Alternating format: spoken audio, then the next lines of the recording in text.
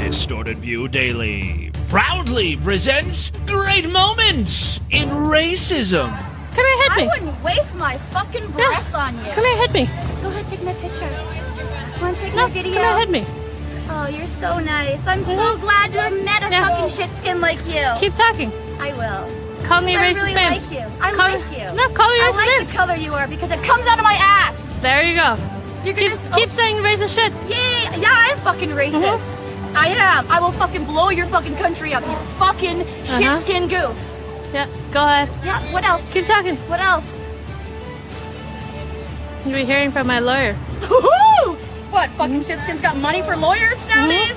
I don't think so. Come on, she ain't worth the time, man. Come on, she ain't worth the time, honey. Come on. Come on. Fucking bitch. Hey freaks, it's Friday, May 18th, 2018. Coming up on the program today, we relive a listener's painful rape, and it's hilarious. Plus, has racist porn gone too far? Practice on this dummy penis shaft, and following a racist around with a mariachi band. It's the Distorted View Show with Tim Henson. Stuff my fucking asshole. That's sick. Stuff the fucking shit box. Yes! Tim Henson back here with you, and in the week with the Friday show, and boy, do I have a fun one today. How about a half-hour interview with a rape victim? Doesn't that sound like a hoot? That's exactly what we're gonna do, freaks. Lady freaks, recoil in horror. Guys, pull down your pants, reach for some lube, and start jacking it, because this is gonna get hot. For some of you, sickos. I was reluctant to do this interview just because, who wants to hear about rape, right? You can't see me, but I'm raising my hand. This all started when Level 80 Cat Lady showed me a picture of her hemorrhoids. Just go along with this. It's really what happened. So we were in Discord. She sent me a picture of hemorrhoids because I guess I was talking about them on the show. And I was like, please, that's quite a cluster of large hemorrhoids. I've got to share this with listeners. This would make great album art. And she was like, no. She's all bashful. Doesn't want people seeing her asshole, her hemorrhoidy asshole. And she was like, how about instead, like she's making me a deal. How about instead I tell you all about my raping? And I initially passed on that. I probably didn't even respond. I was like, that's okay. But then I mentioned it on the show because I mentioned everything on the show, and you listeners were like, yes, we want to hear the story, and we have questions. Level 80 Cat Lady made it very clear that she's totally cool with the freaks and our brand of humor. That's what you want to call it. She is, after all, a listener herself, a longtime freak. So I took her up on her offer. Ladies and gentlemen, welcome Level 80 Cat Lady to the show. Again, I don't know why you freaks want to hear this. They might just, want to jack off or something, which that's fine. Jack off to a raping, which sounds about right for my listeners. I have, it's not a rape fetish so much as like, oh, I'm being forced and I'm a submission girl. Did this rape fetish or the whole like being whatever you like being dominated or forced to do stuff, was that because of the raping, do you think? No, I think I had that earlier, but I don't remember because it was... Well, lucky girl. Look at you. You had a rape fetish and you got raped. Dreams really do come true. Well, at the time I was 19, so...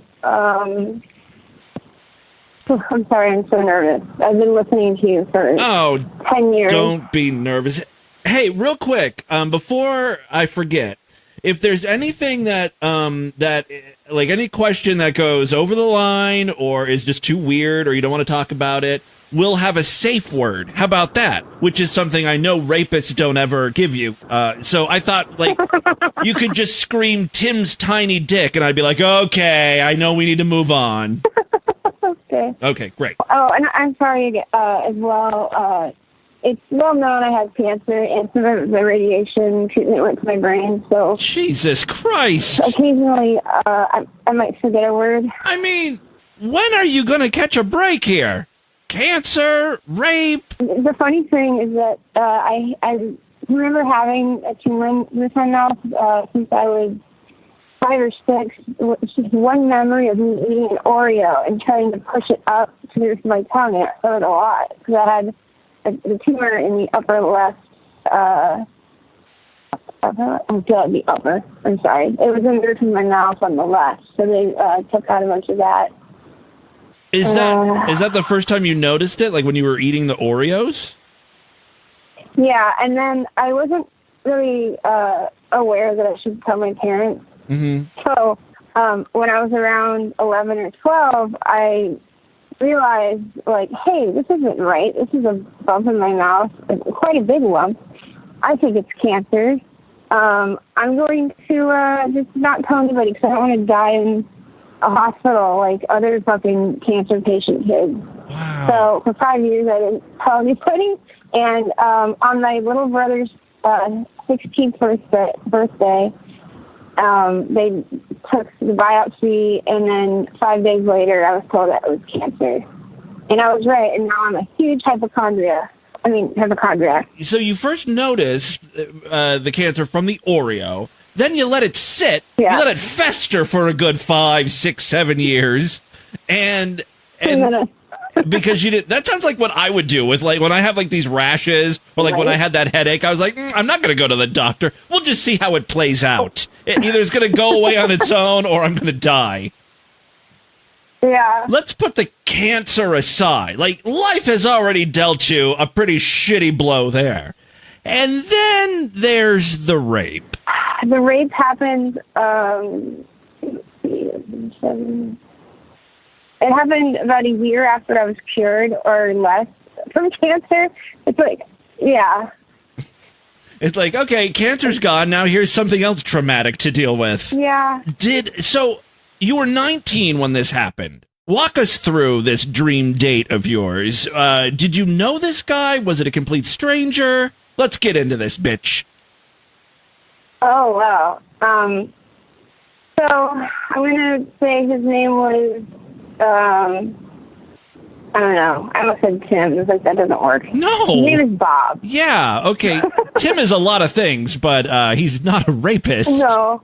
After I graduated college, which I only spent 50% of the time in because I had cancer. I was going through treatments, and for like 6 months, I couldn't really do much. I was just tired and exhausted.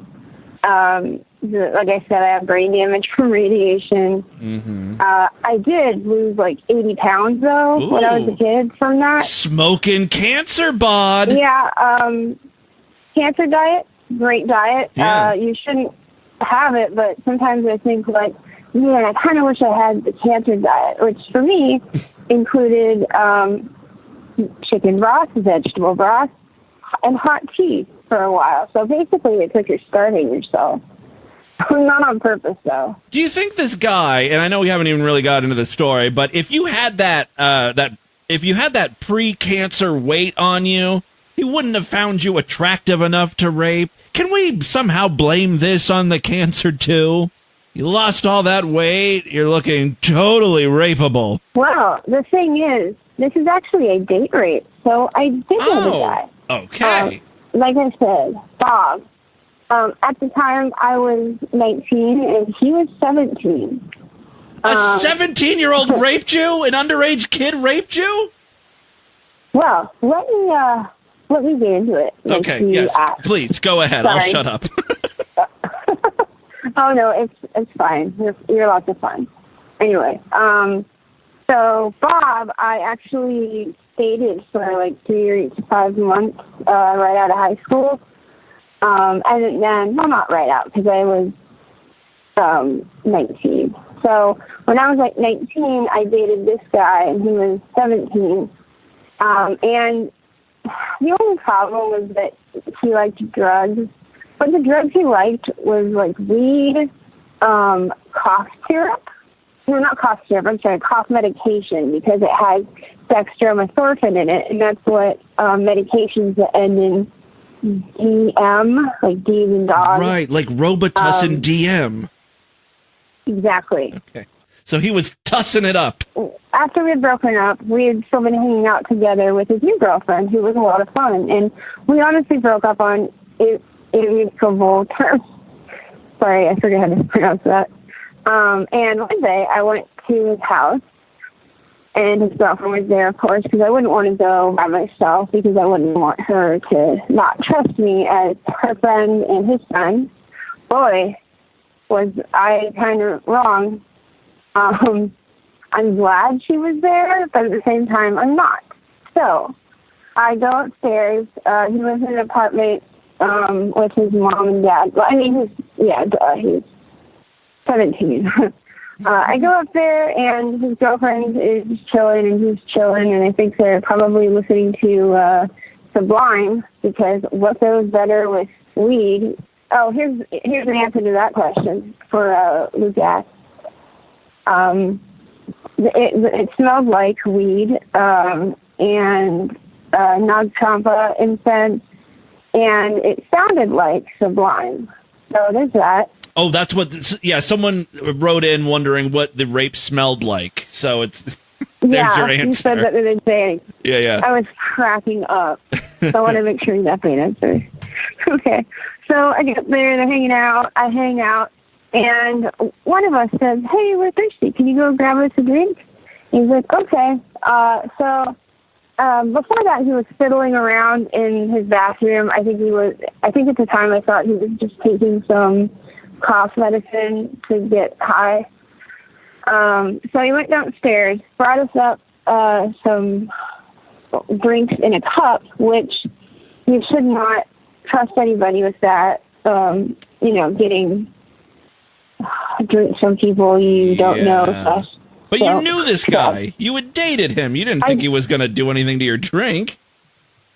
No, but he did. I'm not sure what he gave us, but it felt like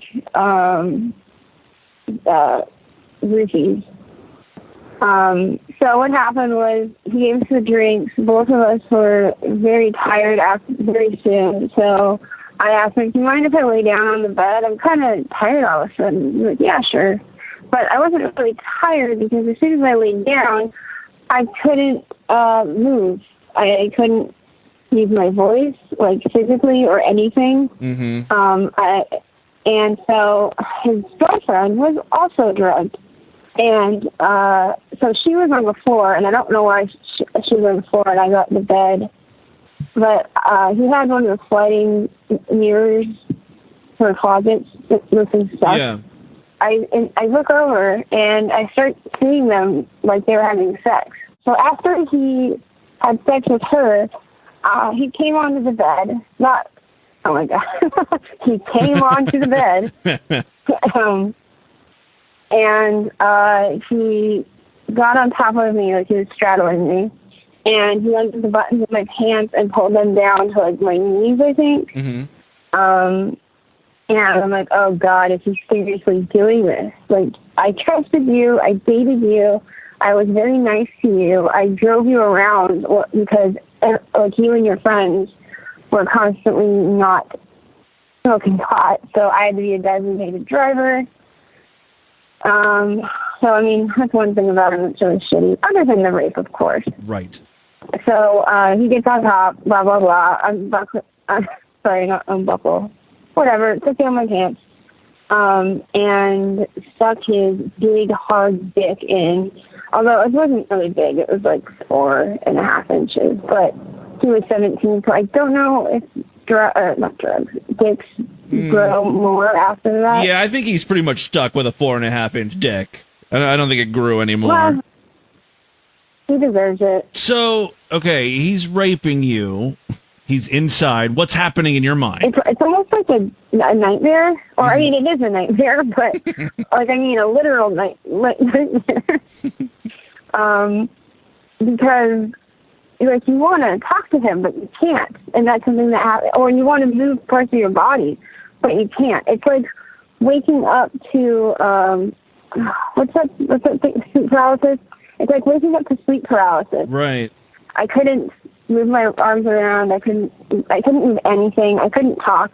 The only thing I could do was like not look at him. But when I looked over to the side, all that was there were his mirror closet. Jesus. So it was either look up him, like in his face, or look at me getting raped. And I think I chose the mirrors. I feel like he was very quick, despite fucking his girlfriend, like just then, and I got sloppy seconds. But I don't think it lasted more than 5 minutes, honestly. Did you feel anything? Because I know you're in this like weird roofied up stage. Could you feel his dick, or is it like, are you just kind of completely out of it? I'm not completely out of it. I don't know. I could feel his dick. Like, I was paralyzed, but if you touched me, I would feel it.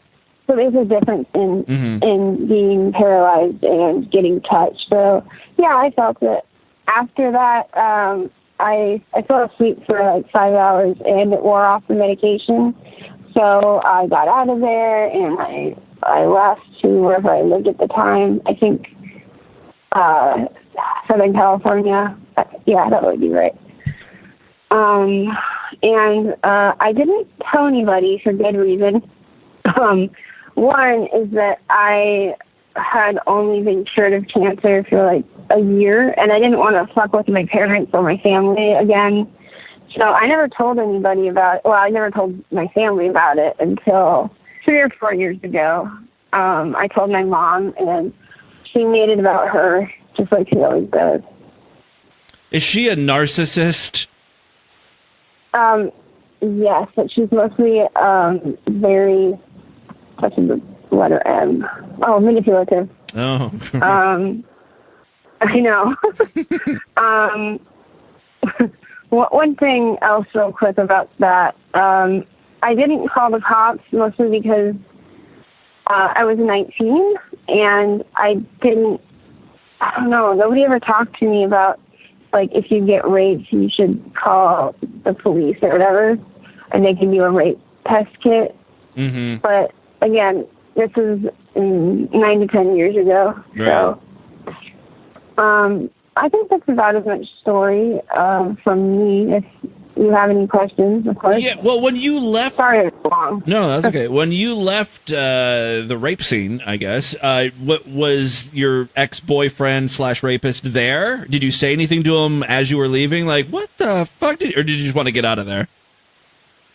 Yes and no. Yes, he was there, but I didn't tell him anything because he was asleep with his girlfriend on the floor. How long did it take you to get over the, I guess, initial shock? It's not like it took me overnight to get over the rape. Because, I mean, it is traumatic. You get PTSD from it, although mine's from cancer. Right. You've got bigger fucking fish to fry than a little rape. Oh, man, somebody mentioned rape is like candy.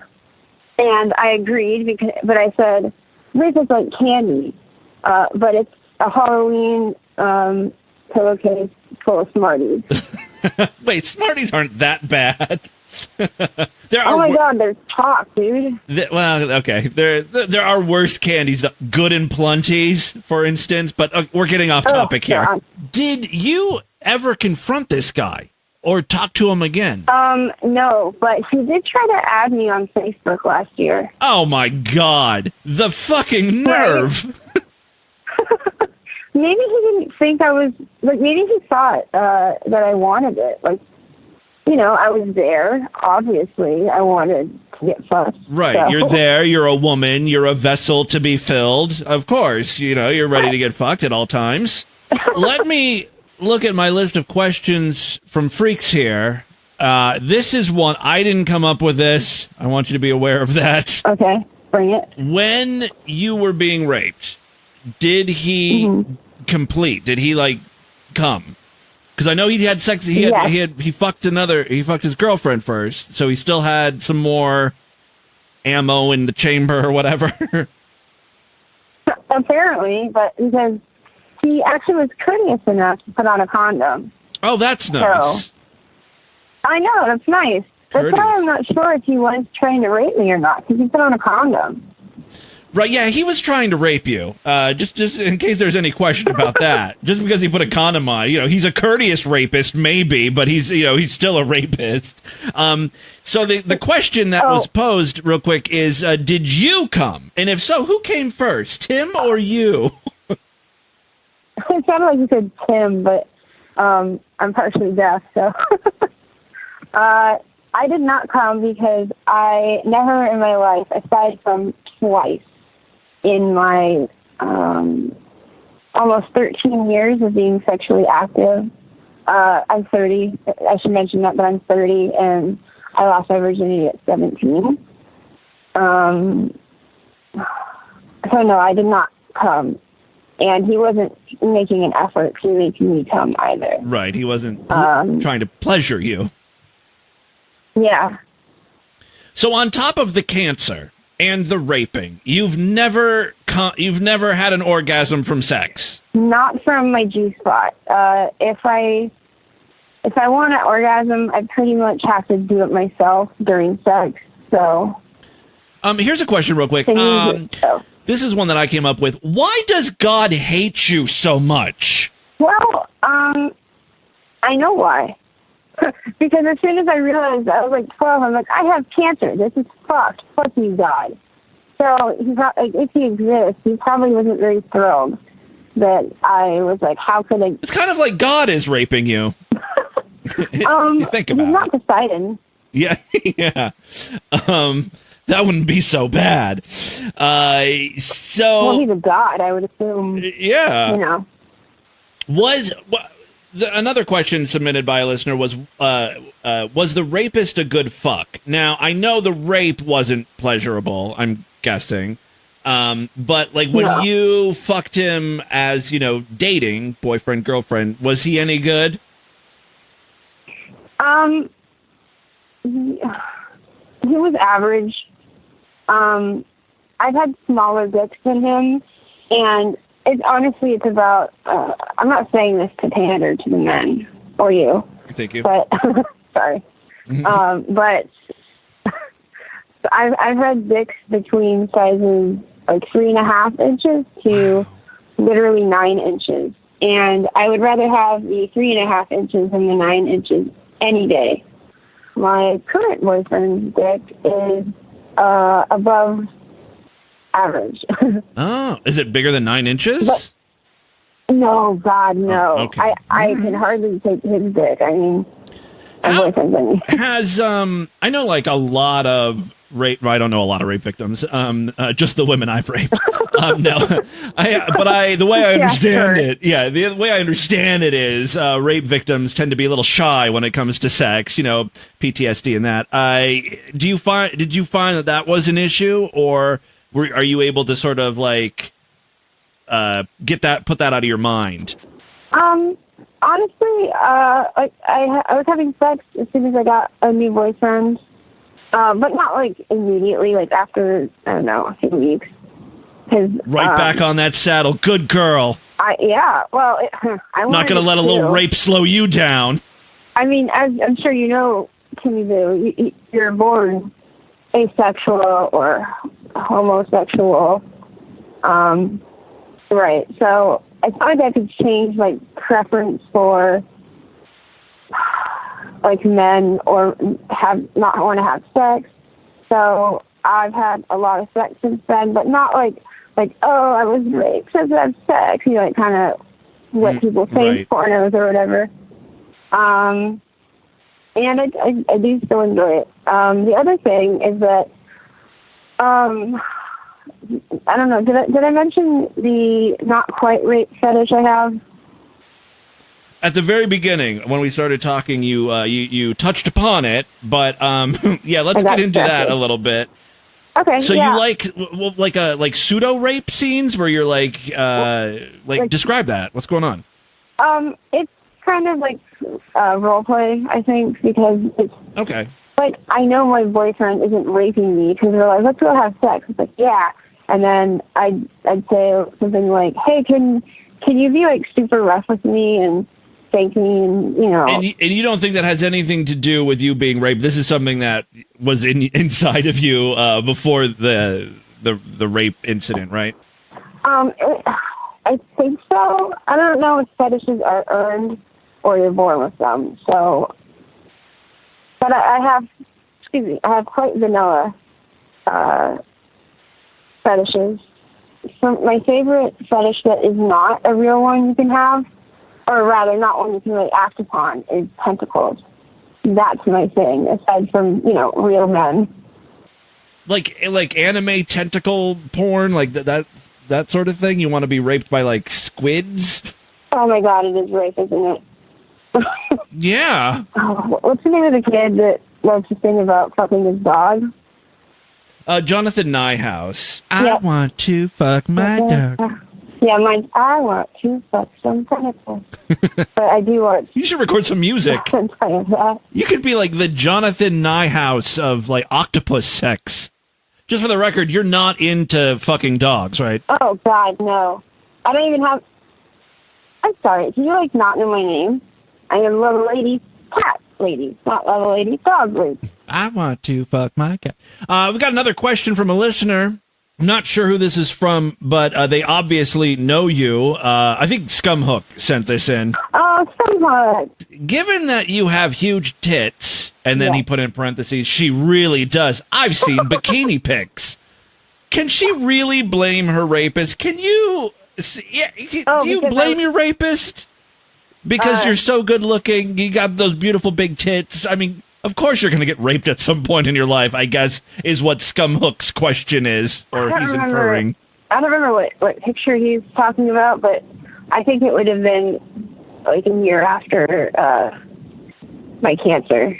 This is a cancer diet. That's right. Bikini body, courtesy of cancer. Yeah.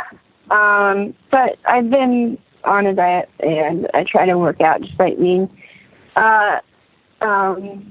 officially government official disabled, so I can park wherever I want, etc. So that was one nice thing. Oh, you're so lucky. I know. I'm so lucky that I'm disabled. Well, good fucking grief. There's got to be some perks to your life. After all you've been through, park wherever the fuck you want. Here's another question. At any point, did you ever just relax? Just sit back and enjoy the raping? No. I feel like that's a dumb question. Yeah, that's the correct answer. Oh, thanks. I didn't know. That was a dumb question. Did you pick up any tips from the rapist, like sex tips? Did you get any moves from the rapist? And get future lovers to reenact the raping, maybe? Okay. Well, every guy I dated since then has not been a drug addict. And none of them have abused medications either. Like I said, the only thing he really taught me about was when we were still dating, and he gave me a vibrator to borrow. Like, here, try this. Mm-hmm. Like, oh, okay. And I tried it. It was amazing. Not as great as actual sex, though, but pretty good. Can you orgasm from, like, sex toys? Oh, yeah, because the only thing I can get off on is, not pressure, but focusing on my clit with a vibrator. That's like that, or fingering myself for like twice as long without a vibrator. And the rapist was the one who first turned you on to sex toys, or told you about sex toys, right? Yeah. So he's not all bad, right? He gave you a little gift. Yeah, a gift. Well, you should thank him, really. A couple more questions. Oh, yeah, this is a good one, kind of. So, like, when you're thinking about all the guys you've had sex with, in your mind, I don't know if you keep a tally, do you include the rape in your list of people? I guess you would, because he was your boyfriend and you had sex with him prior to the rape, so he counts. I count him as one, because I did date him, yes, and he didn't rape me until after we broke up. But I don't count that, the rape, as two people, because it was still the same asshole. Well, yeah, I guess so. That makes sense. I think this guy obviously didn't know that your rapist was an ex-boyfriend. Here's another question from the freaks. On a scale of 1 to 11, how moist were you? despite being a rape, once you finger or, I don't know, do whatever you want, oral sex to a girl, this is not going to sound good for the other women here. I think you do get some wetness or whatever you want to call it, as you said. Yeah, it's like a biological thing. It doesn't mean you're enjoying it. Right. It's like when men get raped. You guys can't help it that if somebody starts touching your dick, it's gonna get up. It's like, you actually, get hard. You got a little wet down there. It's not because you were enjoying it or anything. Yeah, his condom, I think, had lube on it. I used to make a lot of wet, I don't know what you call it. Juices. You got juicy down there. Juicy. Squirt. Yeah, I got juicy down there. Finally, I think the last question is, was there even the think back and be completely honest, was there even the slightest bit of enjoyment while being raped? No, there really wasn't. There you go, guys, thinking about rape. It's not enjoyable at all for the women. I mean, it almost sounds like he was trying to find someone, like some sort of justification, like, well, she kind of liked it a little bit. No, the only thing I enjoyed was running out of the house, so. That was the best part of the rape, the escape, okay. Yeah, I didn't mean to say the best thing, I mean the least worst thing. That's a better way of putting it, yes. The least worst thing. All right. Well, Level 80 Cat Lady, thank you so much for sharing your story. You never once had to scream Tim's tiny dick. I'm glad we didn't have to utter the safe word or safe phrase. Well, I wanted to tell them whatever they wanted to know. Well, thank you. It was very informative. Thank you so much for taking time to talk with us. I hope this wasn't too traumatic. I hope I didn't freak you out. No, I'm glad because you made me feel quite comfortable when I was a little anxious because I've never been interviewed before. And what a topic to be interviewed on. I know. Can I give a shout out to Chickadee real quick? Of course. Hey Chickadee, can I sing her song real quick? Just like 2 sentences or so. I owe her one. Hairdresser, whoa, hairdresser, hairdresser. There you go. I can do the whole song, but Oh, I love that song, Hairdresser. Oh, I just thought of a question that I wanted to ask you before you go. Do you ever ask your boyfriend to get you a drink of water, or are you ever like weary or leery of him? Like if he's like, "Hey, honey, I brought you a cold one," or you're like, "I'm on to you."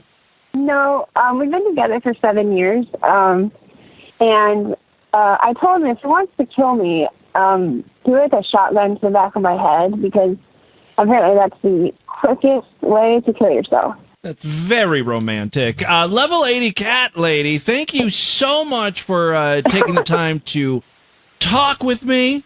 You were great. Oh, thank you, Timmy. You can talk to Level 80 Cat Lady in our Discord. Again, thank you so much, Level 80. Yeah, thank you so much again. Have a nice day. You too. And with that, let's get into the crazy, bizarre, twisted up, fucked up news right now.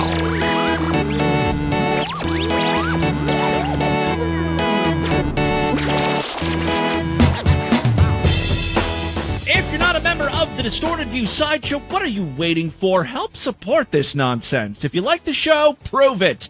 Go to superfreaksideshow.com. Sign up for a monthly, quarterly, semi-annual, yearly, or lifetime membership. It starts at $6.99, but really, if you opt for like a quarterly or semi-annual or something, it gets the price down to like $5-something a month. I mean, do the math up with the yearly and everything divided by 12. It's like $5-something a month. Sign up. When you do, you get full access to the entire archive of programs. Plus, every week we do exclusive shows, extended programs, video casts. We've been focusing on exclusive shows. You know, I did that interview with Level 80 Cat Lady. We talked for a good hour or so, and I tried to tighten up the conversation a little bit. Got it down to like a half hour, but there's a couple things that I wanted to share with you guys that I think I'm going to make a Sideshow exclusive. Maybe this weekend I'll post this. She talks a little bit about her tentacle rape fetish. This is what happens when you get raped. You get fucked in the head. She wants, like, squids to screw her and stuff. And I think she talks a little bit about the hemorrhoids, too. We talked about that, I think. And then also, she's an artist, you know. She is a very talented artist. And she talks a little bit about the types of people who are asking her for commissions and what she feels uncomfortable with. It's a lot of bronies, like, asking for pictures of, like, their pony characters and stuff. Just weird. So, yeah, I'll post that on the Sideshow, little bonus conversation with Level 80 Cat Lady. Again, superfreaksideshow.com. We did exclusive shows yesterday and Tuesday, and, of course, there's an entire archive over there. So there you go, superfreaksideshow.com. 3 quick stories now. First up, we here at Distorted View have been known to play racial porn. I think it's funny.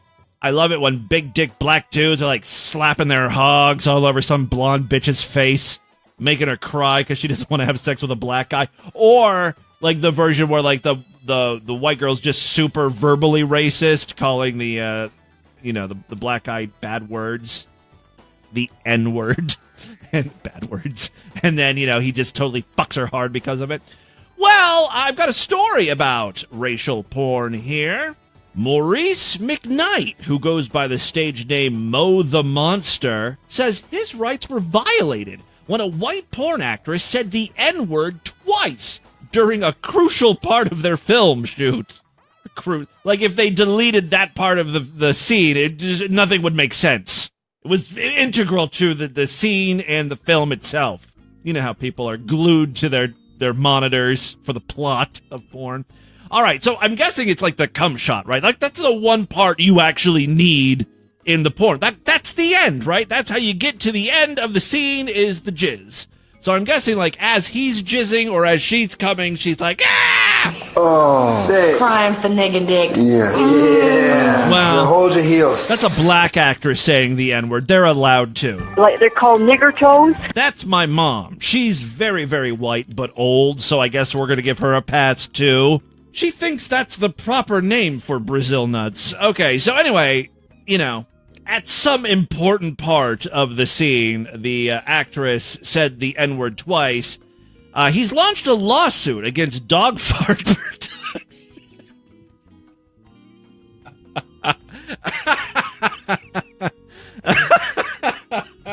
only porn.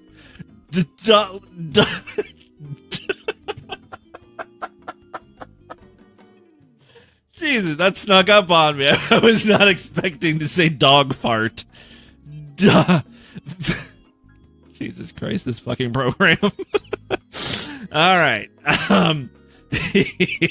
He's launched a lawsuit against DogFart Productions and his former supervisor, James Camp, saying he was asked twice whether he'd be okay with the racial slur being uttered. Like, that's the thing I've noticed, and I've seen footage of this, actually. Before the film actually, or the scene actually starts, they record the actresses, right? And they're like, here's what's going to happen in the scene. Verbally acknowledge if you're okay with it. Like, they're trying to protect themselves legally, right? So, all right. So, this guy's going to choke you. Are you okay with choking? Yes. Are you okay with being pissed on? Uh-huh. All right. He's going to fart in your face, and it's going to really stink. Okay. Like, I mean, really stink. He had cabbage rolls for lunch. Okay. Like, they go over everything. And so the same happened with this guy. They asked him, hey, would you be okay with this woman saying the N-word? And he said no, because he's a normal human being, right? He's like, no, I don't want anyone calling me the N-word. So he refused twice. The filming took place in July of last year, and McKnight claims Camp, who was the director for the movie as well. I thought it was going to be Jim. Jim seems to be a part of all sort of, like, porn drama. I did 9 guys in Brazil, but there's no fucking way I'm gonna put something in my torn pussy. All right. Now, we still need to get the side view over here of the thing. It's Why not don't I hardcore. film you fucking yourself? It's not hardcore. Would you get out here and we get the side view on the thing of everybody, because we still got to get the very ending where you have this dumb little pony thing and the ending with the donuts, okay? So let's finish it. Come on, we're almost done. Everybody's waiting out. He's trying to convince a porn actress to shove something in her pussy that's already been torn and bleeding. Come on, Jim! You're not getting shit! All right, this is a little bit different, though. This is way more serious than a torn cunt. My purse got stolen and you couldn't even be nice about that. Yeah, Jim really is an asshole about that whole purse thing. Anywho, the director approached McKnight saying that their audience likes it when the word is said, especially in biracial videos. The porn star said, I told him no, I don't like the word. Camp tried to win him over by saying that the actress, Deborah Hinkle, was cool with saying it. Yeah, of course the white person is cool with saying it. McKnight added, I said, I don't care. She's okay with it. I don't like that word, and I'm not down with it. Despite him twice refusing to consent to the slur being said, Hinkle said it anyway during the moment of climax. In fact, she reportedly said, give me that nigger load. Give me all that nigger cum. Please don't isolate that audio.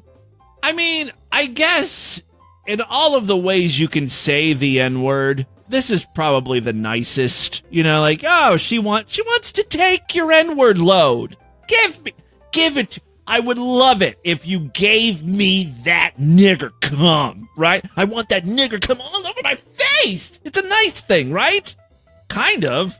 I guess another way of looking at it is like, here's a white person trying to take something from the black man again. You give it to me. You give me that load. First, the Native Americans, we take all their land, and now we're taking black people's loads. But then, the black guy wants to give her the load. It's just, he doesn't like the N-word. All right, McKnight's lawyer, Dan Gillian, says this type of behavior shouldn't be happening in the regulated porn circuit. Speaking to BuzzFeed, Gillian said, unfortunately, DogFart... God damn it. Why do you... Unfortunately, DogFart makes a lot of money catering to racists in our society, so they were willing to dupe Mo into performing this scene, knowing Ryan Connor planned to use this vulgar language. Who the hell is Ryan Connor? Maybe that's the bitch's real name? The use of the N-word in the workplace is considered by courts and our society as the most offensive racial slur imaginable. It embodies the evil of racism. The production company and James Camp couldn't be reached for comment when approached by multiple sites. So we'll just have to see how this lawsuit plays out. Second story we have for you today, we mentioned that racist lawyer who was flipping out because employees of a restaurant were speaking Spanish. Again, he must have never, ever been to a restaurant before that moment. At the very least, he's never peeked through into the kitchen, because you're going to see some Hispanic people. Well, now a GoFundMe campaign has raised more than $1,000 to send a mariachi band and a taco truck to the New York attorney whose racist rant went viral earlier this week. Aaron Schlossberg was recorded berating cafe employees for speaking Spanish in New York City on Tuesday. He was reportedly kicked out of his office space on Thursday. And why was he kicked out of his office space? Don't get me wrong, this guy's an asshole. And I thought, okay, if he had an employer, they should be notified about this is the type of person he is. But it's his own law firm, right? It's like Aaron Schlossberg and Associates. So at that point, people were like, okay, well, he's his own boss. Why don't we contact the New York Bar Association? And even then I was like, okay, that's legit. That seems reasonable, right? Because maybe he's trying cases where there's a Hispanic involved, and I don't know. But you got people on the internet doxing him, finding his home address. He's a racist. There's lots of them out there. He has the right to have his horrible opinions.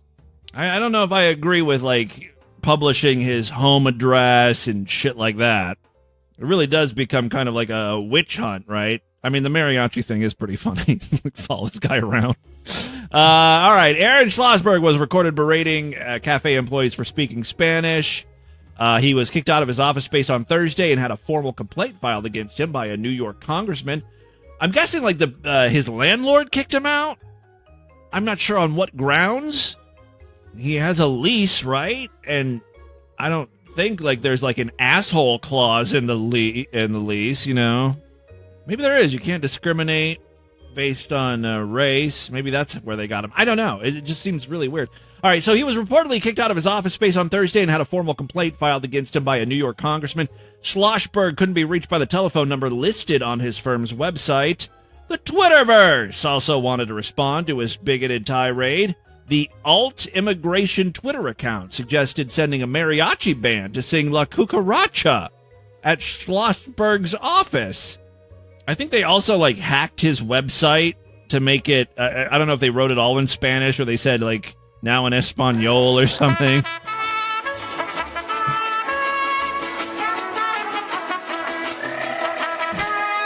There's the mariachi band. Looking at a picture of the hacked website. I'm not sure if it was just a Photoshop job or if he actually did hack the website. The law office of Aaron M. Schlossberg voted NYC's most hateful business and commercial weasel attorney.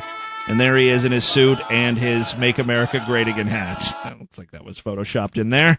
Mark Goldberg launched a GoFundMe campaign to raise money for the band, which is slated to play the song, whose English title is The Cockroach, raising $500 to send a mariachi band to cheer up the staff and attorneys at the law office of Aaron M. Schlossberg after a difficult day, he wrote on the GoFundMe page. The campaign raised more than $1,000, and Goldberg noted that any leftover money would be used to send a taco truck lunch to the staff. The date and time of the event aren't being shared, according to the GoFundMe page.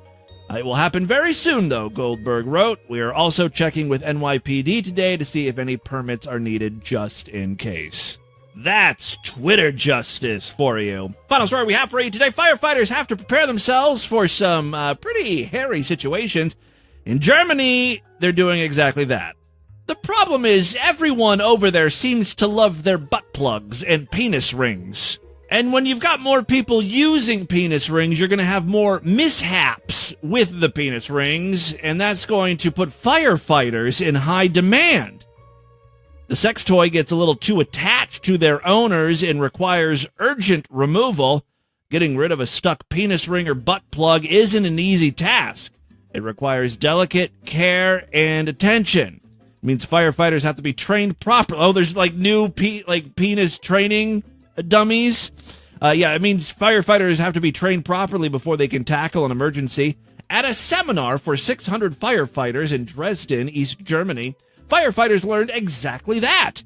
Images from the Corps show trainees around a dummy with a lifelike dildo emerging through a heat shield blanket.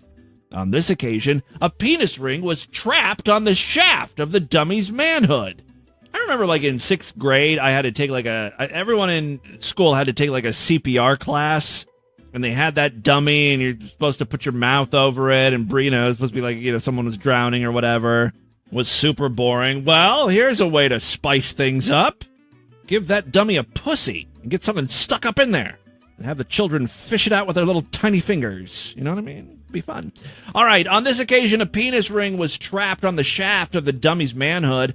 The seminar, titled Maschinenfall, or Mechanical Failures, showed them how to remove the ring without harming the unfortunate man. Instructor Eric Forberg, 39, explained sensitivity and delicate work counts. First, the penis is bandaged to prevent injuries from flying sparks. And then a paste able to absorb up to 4,000 degrees Celsius is spread on the penis and the ring to prevent burns. Oh, a spatula is then inserted. Oh, no. Ow. Oh, between the member and the ring. Oh, so you just sort of wedge something in there between the shaft and the ring before it can be cut off with a grinder. The delicate procedure should take less than 15 minutes.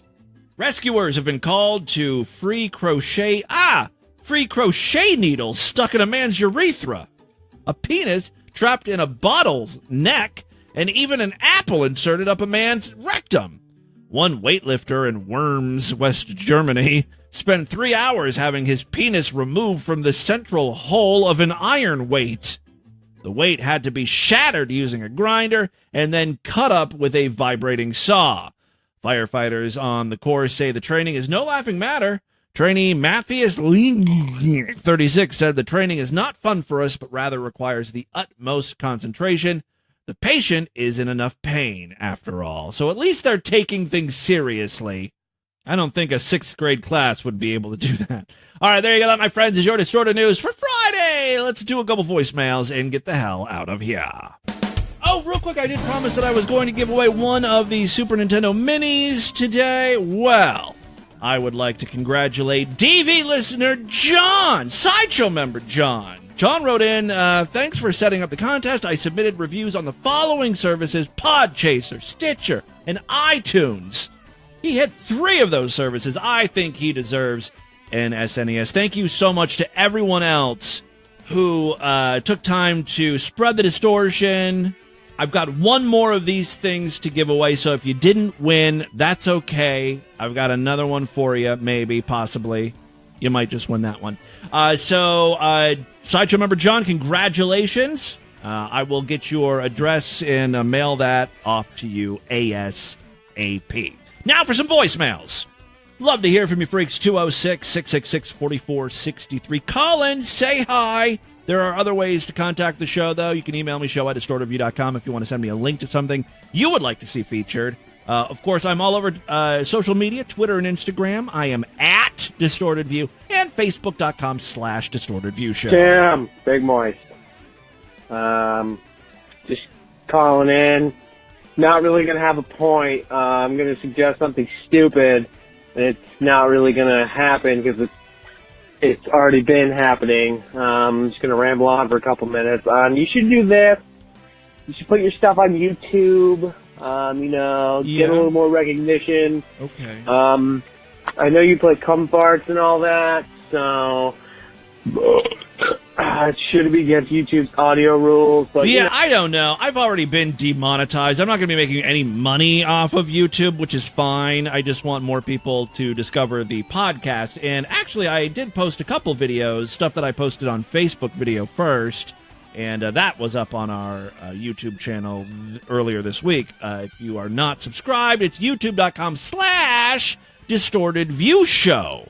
Jigoo, Timmy Boo. Not just Distorted View. It's youtube.com/DistortedViewShow. Jigoo, Timmy Boo, Canadian Sideshow Freak, Sunshine, Bunny Crush. I'm calling in because yesterday on the show, you played a voicemail from some guy that claimed that in Canada, when you moved, you had to, register with a federal agent? No, that absolutely is not a thing that happened. That didn't sound right. Here. I've never fucking heard that, and I've moved 4 times. We do have an abundance of bears and a bunch of other shit, but no, you can freely move up here. I just want to clear that. It's almost like a free country up there. For anybody that thinks that Canada is some sort of government-regulated shithole. Anyway, your show is amazing, and I enjoy paying you money for it. Jigoo. I enjoy taking your money. So thank you very much. Those were a couple of Patreon calls. Now let's do a regular one. Tim, lifetime Sideshow member Carl here. And some fucking faggot called a week ago saying that he wanted you to listen to all of Spiral Hamfucker's voicemails. Yeah, that guy can go fuck himself, and all those fucking calls. I was waiting for the anti-Spiral Hamfuckers to call. Yeah, that guy can go fuck himself, and all those fucking calls, all those voicemails are fucking shit. God, I wish Spiral Hamfucker would have just fucking ended it after his wife left him. Don't listen to those fucking calls; they're terrible. Just fucking skip them like you always have, and fuck that other guy who thinks you shouldn't. Also, you're a faggot, Tim. Take it easy. There is some advice for Spiral Hamfucker. Why don't you just kill yourself? Pretty much wraps it up from him. That is all the time we have on this edition of the show. I want you guys to email me, show@distortedview.com. Distortedview.com is our official website. Voicemail line for you, 206-666-4463. That's 206-660-GOD. Is it good? Rape my boy pussy. Rape my boy pussy. Spread the distortion, STD. Tell all your friends about the podcast. Don't forget to rate us and review us on iTunes. Guys, thank you so much for a great week of programs. I'll be back on Monday to do it all over again. Until then, bye, everybody.